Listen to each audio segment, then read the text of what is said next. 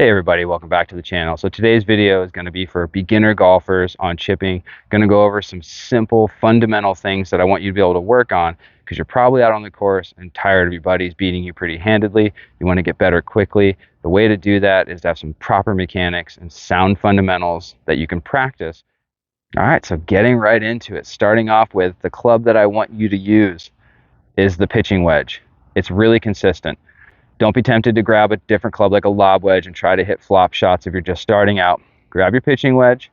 It'll carry a certain distance and release the same very consistently, which means if you practice it, you will be able to get good at it quickly. And that's the whole point, is you want to be able to get up and down and drop strokes, remember? So let's do that. All right, so we have our pitching wedge that we're going to start practicing with and get really good with. One of the things I want you to take away right away is just how you set up an alignment. Now you'll see I've got like a little V here. Alignment sticks are nice to have. If you don't have alignment sticks, that's totally fine. Just grab two other clubs you're not using and just set the clubs down to match that. But I want you to make a little bit of a V.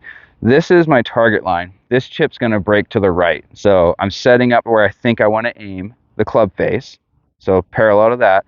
You'll notice the rest of it though, I'm open over here.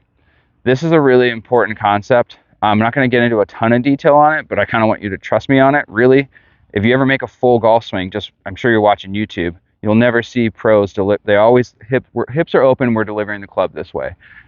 In chipping, you need to get your hips out of the way as well. So my hips are going to be slightly open when I'm set up. So now this club can move freely to the target.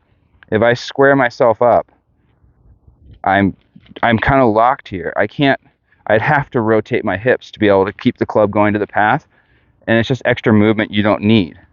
Get your hips out of the way, lined up, so you can go ahead and just let the club go down the line. I'm on the chase to hit 1,000 subscribers, so if you could like and hit that subscribe button, that would be a huge help. Oh. This next piece is really, really important. I want you to stand much closer to the ball than you think that you should.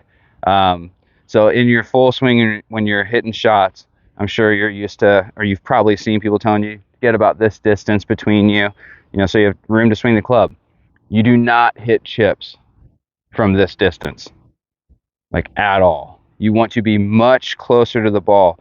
So you'll notice how close I have these alignment rods to the ball. That's because I want you to really feel like you're standing almost on top of the ball. Without getting into a ton of details, but the further I get away from it, the more this club can kind of move around and I can get more hands into it. I want you to get right up to the ball here. So it feels like the club's coming straight up, straight down, straight back, straight through. It's a little movement. I want as much of extra movement out of this as possible. I'm just trying to make this as simple as possible.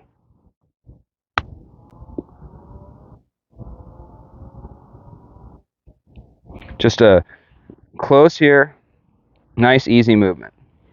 All right, lastly, we're going to talk about ball position. This is when you can kind of play with a little bit because it'll help you hit some different shots to start with. So again, kind of close to the ball. I've got my club aligned where it needs to be with that alignment. My feet are a little bit open.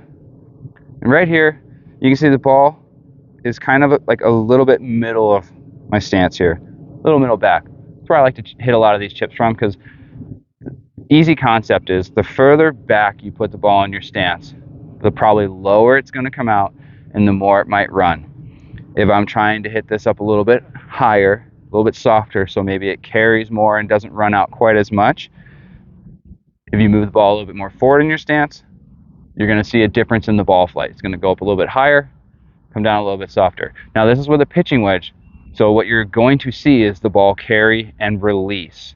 That's the point of this shot. You're not going to see this ball hit, stop, do anything like a crazy flop shot. We don't want that right now. What we want is just a consistent shot that we know what it's going to do, that you can use pretty much anywhere around the green.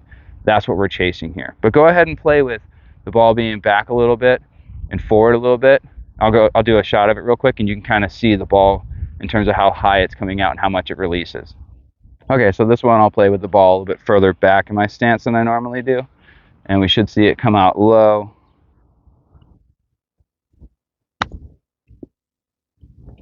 And it's going to run. Not too bad.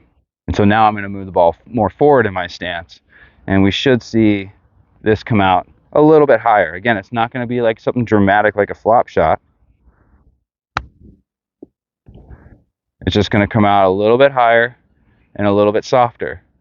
Those are about the same, but one went a little bit long, one a little bit short. That's all in the roll. So play around with that, have fun with it. Do these simple things, practice these consistently for like a week. You're going to become a better chipper. You're going to score better, I promise you.